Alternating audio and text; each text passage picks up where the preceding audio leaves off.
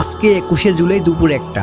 সব কিছু ছিল একদম স্বাভাবিক, কিন্তু হঠাৎ আকাশে দেখা যায় বাংলাদেশ সেনাবাহিনীর একটি ট্রেনিং জেট।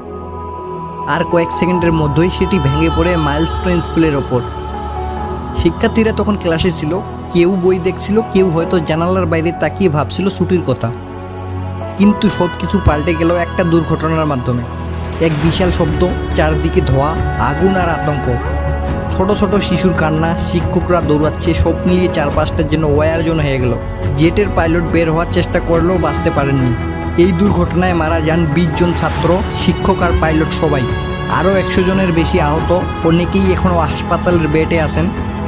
সরকার ২২ জুলাইকে জাতীয় শোক দিবস হিসেবে ঘোষণা করেছেন।